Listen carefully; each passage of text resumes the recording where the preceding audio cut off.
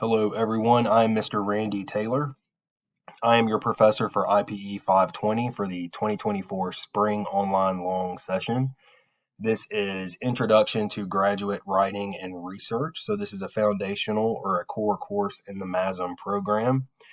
The purpose of this video is to cover in depth the details of the course syllabus. So, I will walk you through the syllabus, try to put it in a nutshell version for you all. By this point, you should have already read the syllabus and acknowledged it via the syllabus contract. You've confirmed your enrollment in the course via the attendance verification quiz, and you've also submitted your diagnostic writing and research assignment. So by and large, you've completed most of the introductory module already at this point. However, these videos are very important. They're part of that module, so you want to make sure that you review both this video and the preceding Canvas orientation video as well. Make sure you have a firm understanding of that.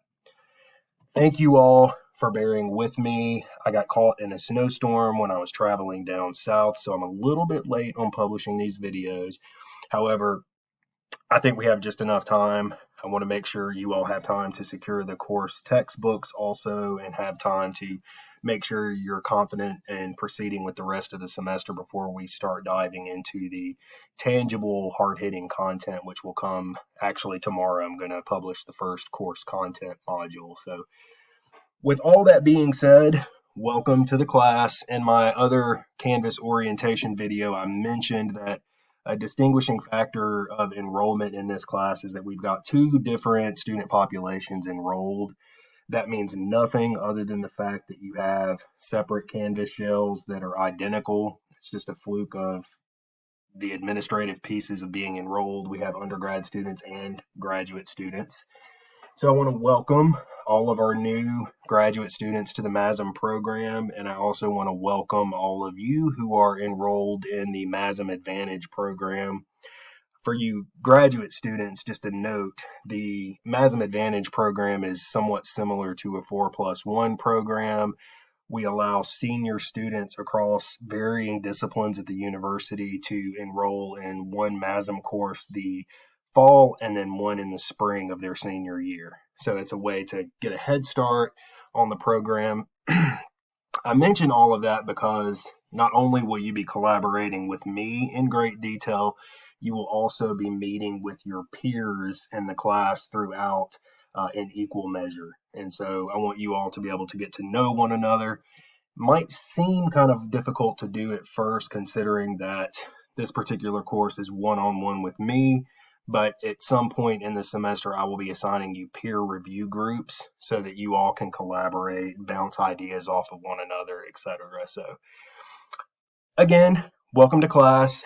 I've already walked through the Canvas shell in a former video. So in this video, I'm going to stick to the syllabus. So if you haven't already, I encourage everyone to make sure you go to our course syllabus here in the first module. You can also find it at any point in time down here on the academics tab off of our home page. So I'm going to pull it up here. So we have the syllabus in front of us. I'm going to go through. I will preface this conversation by saying I'm not going to read this verbatim because you all have already done that. I'm not going to demean your intelligence. You all are graduate students or close to being graduate student status, so you all have taken a look at this already. I'm going to hit on the high points and talk a little bit about the style of the class because I think that's the most important thing to do. My information is on the first page here. Randy Taylor. I'm the Director of Graduate Enrollment Communication at Wingate. I am a full-time staff administrator here.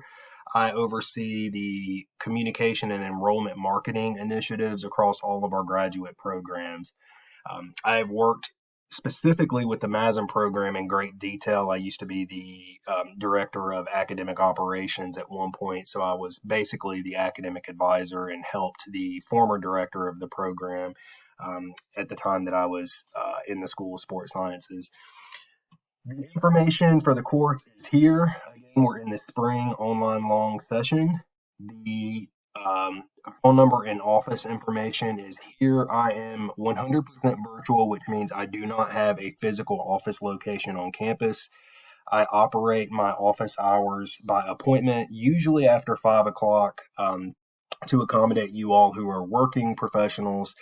I hold office hours virtually via Zoom or Google Meet, whichever works best for you. I've got my phone number, etc.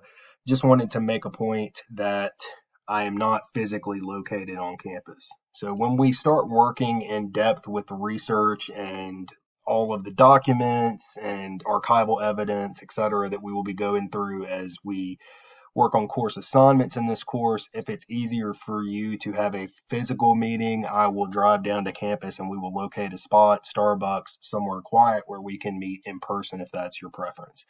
If you are completely online, we will emulate that experience through Zoom or Google Meet. Don't worry.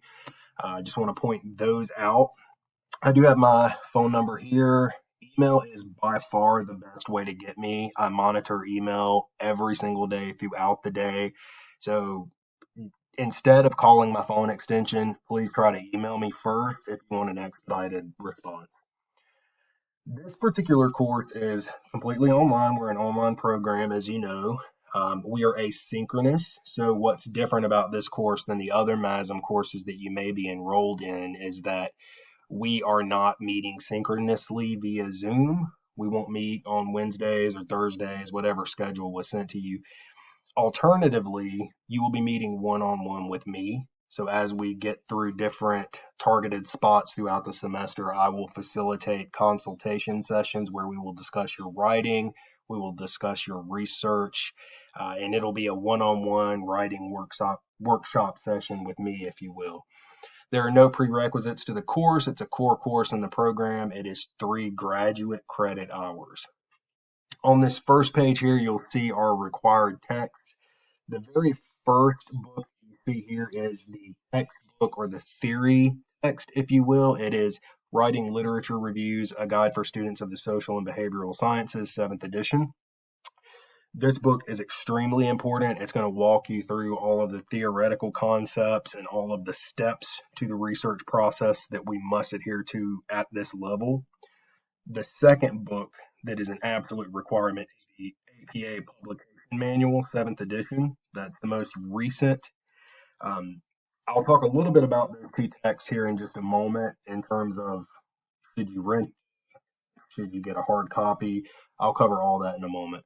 There will be other writing assignments published via Canvas as we go through different modules. Again, everything you need for a module will be published within the module itself.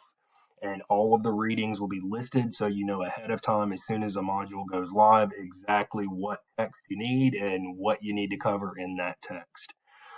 The catalog description of the course is right here. It's a very fancy way of saying that the course is focusing on the standards of writing and publication and research at the graduate and professional level.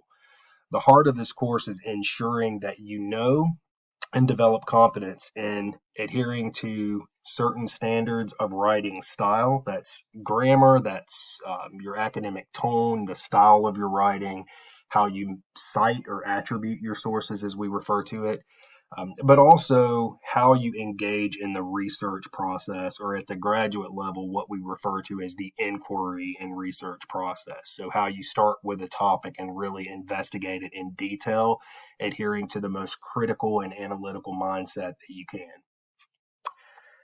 The course will operate via modules completely online, as I've mentioned before. We will publish modules at the beginning of every week.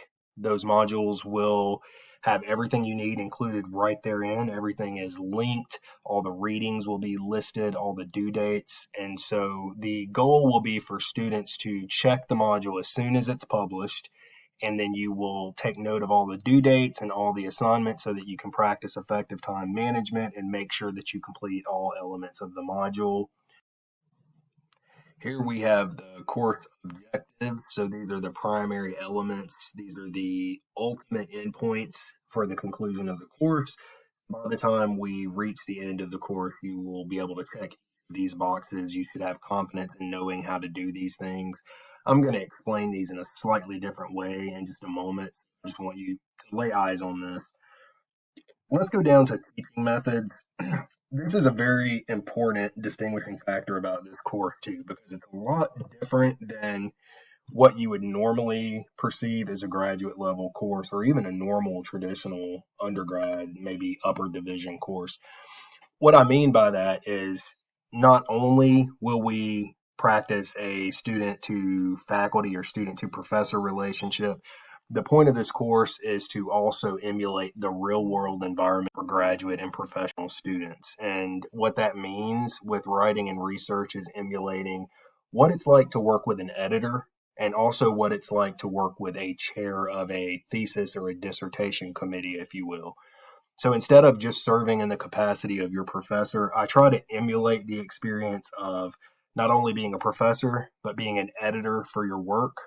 So this is what people pay me to do normally in the realm of academic publishing, but to also guide you through your own research so that you have the autonomy and the ownership of your own ideas and just ensuring that you're adhering to the accurate and efficient research methods so that your content can be the best that it can be.